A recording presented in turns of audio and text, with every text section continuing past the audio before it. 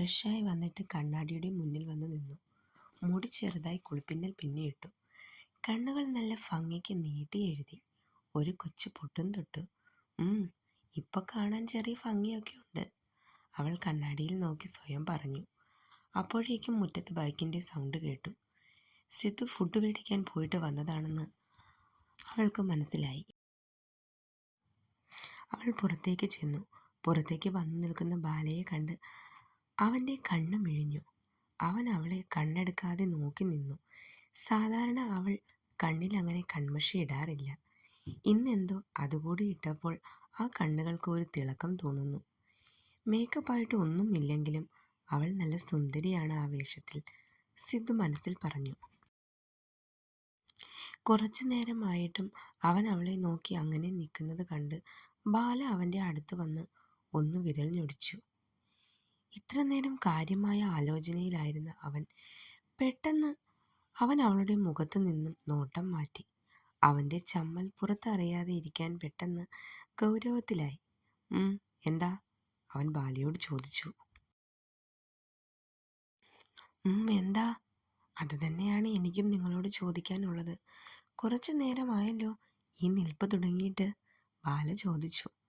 അത് ഞാൻ എന്തോ ഓർത്ത് നിന്നു പോയതാ, അവൻ അതും പറഞ്ഞ് അകത്തേക്ക് നടന്നു. അതേ, എൻ്റെ ഡ്രസ്സ് എങ്ങനെയുണ്ട്? എനിക്ക് ചേരുന്നോ? ഒന്നും പറഞ്ഞില്ല അവൻ മുന്നോട്ട് നടന്നപ്പോൾ വിളിച്ചു ചോദിച്ചു. ഞാൻ എന്ത് പറയാനാ, ഡ്രസ്സ് കൊള്ളാം, അവന്മാരുടെ സെലക്ഷൻ അല്ലേ, അത് മോശമാവില്ല. പിന്നെ നിനക്കിത് എങ്ങനെയുണ്ടെന്ന് ചോദിച്ചാ, നീ എന്ത് ധരിച്ചാലും നീ അല്ലാതെ ആവില്ലല്ലോ, നിന്റെ സ്വഭാവവും മാറാൻ പോകുന്നില്ല, അവൻ അതും പറഞ്ഞ് അകത്തേക്ക് നടന്നു. ഓ, ഈ വെട്ടുപോത്തിനോട് തന്നെ ചോദിക്കാൻ പോയ എന്നെ പറഞ്ഞാൽ മതിയല്ലോ. എൻ്റെ ആവണി, ശിവാനി, ഇയാളെ എങ്ങനെ ഒടിച്ചു മടക്കി കുപ്പിയിലാക്കണമെന്നാ നിങ്ങൾ പറഞ്ഞത്? നമ്മുടെ പ്ലാൻ ഒന്നും ഈ മുതലിൻ്റെ അടുത്ത് വർക്കാവുമെന്ന് എനിക്ക് തോന്നുന്നില്ല. അവൻ അകത്തേക്ക് പോയിട്ടും അവൾ ഓരോന്ന് ആലോചിച്ച് ഉമ്മറത്ത് തന്നെ നിൽക്കുക. ഡീ, എന്താ?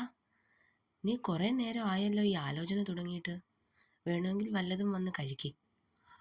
അവൾ അത് കേട്ടപ്പോൾ നല്ല കുട്ടിയെപ്പോലെ അകത്തേക്ക് പോയി. ചിലപ്പോൾ ഇനിയും ഇവിടെ നിന്ന് ആലോചിച്ച് നിന്നാ കഴിക്കാനൊന്നും കിട്ടിയില്ലെങ്കിലോ.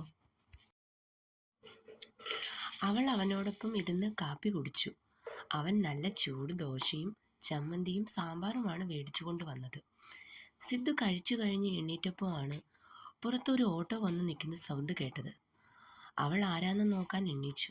വേണ്ട, നീ കഴിച്ചു കഴിഞ്ഞില്ലല്ലോ, ഇരുന്ന് കഴിക്ക്, ഞാൻ നോക്കാം. അവൻ അതും പറഞ്ഞ് ആരാണ് വന്നതെന്ന് നോക്കാൻ പോയി. ബാല ഇരുന്ന് ഫുഡ് കഴിക്കുകയും ചെയ്തു. നിങ്ങൾ രണ്ടാളും എന്താ ഇത്ര രാവിലെ? ഒന്നുമില്ല ഏട്ടാ, അമ്പലത്തിൽ പോകാൻ ഇറങ്ങിയതാ, അപ്പോൾ വിചാരിച്ചു ബാലയെ കൂടി കൂട്ടാന്ന്, ശിവാനി പറഞ്ഞു. എങ്കിൽ രണ്ടാളും അകത്തേക്ക് വാ, അവൻ അവരെ വീട്ടിലേക്ക് വിളിച്ചു. നിങ്ങളോ? വാ, ബ്രേക്ക്ഫാസ്റ്റ് എടുക്കട്ടെ, ബാല അവരോട് ചോദിച്ചു. വേണ്ടടി, ഞങ്ങൾ കഴിച്ചതാ. എങ്കിൽ ചായ കുടിക്കാം, നിങ്ങൾ ഇരിക്കേ, ഞാൻ ചായ എടുക്കാം. ബാല അവർക്കായി ചായ കൊടുത്തു. സിദ്ധുവിൻ്റെ വീട്ടിലേക്ക് ആവണിയും ശിവാനിയും ആദ്യമായാണ് വരുന്നത്. നിങ്ങളിപ്പോൾ അമ്പലത്തിലേക്ക് പോകുന്നുണ്ടോ? സിദ്ധു അവരോട് ചോദിച്ചു. ഇല്ല ഏട്ടാ, കുറച്ച് കഴിഞ്ഞ് ഞങ്ങൾ ഇറങ്ങും. എങ്കിൽ ശരി, ഇറങ്ങുമ്പോൾ ഫോൺ വിളിക്കും, മനു വണ്ടിയായിട്ട് വരും നിങ്ങളെ കൊണ്ടുവരാൻ.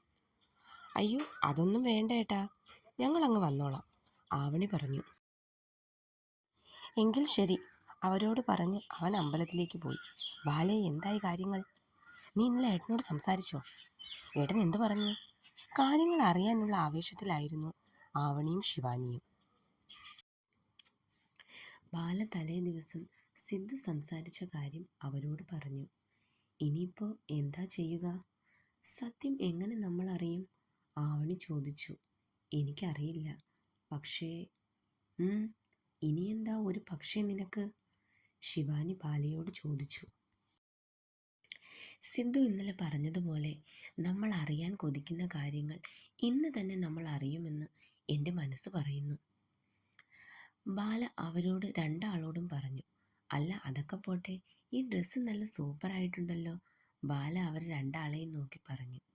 അവർ ഒന്ന് ചിരിച്ചു. ഇത് ഞങ്ങൾ പുതുതായി എടുത്ത ഒന്നുമല്ല. ഇന്നലെ ജിത്തുവേട്ടനും മനുവേട്ടനും കൂടി വീട്ടിൽ വന്നു.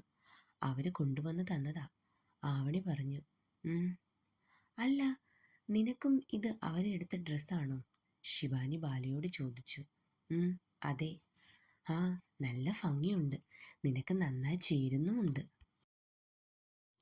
ബാല ഒന്ന് ചിരിച്ചു. നല്ല സെലക്ഷനാണ് എന്തായാലും അവരുടെ. ശിവാനി പറഞ്ഞത് ശരിയാണെന്ന് ബാലയ്ക്കും തോന്നി. തുടരും. സ്റ്റോറി ഇഷ്ടമാവുന്നുണ്ടെങ്കിൽ എല്ലാവരും ചാനലൊന്ന് സബ്സ്ക്രൈബ് ചെയ്യണേ. അതുപോലെ ലൈക്കും കമൻറ്റും ഒന്ന് ചെയ്തേക്കണേ.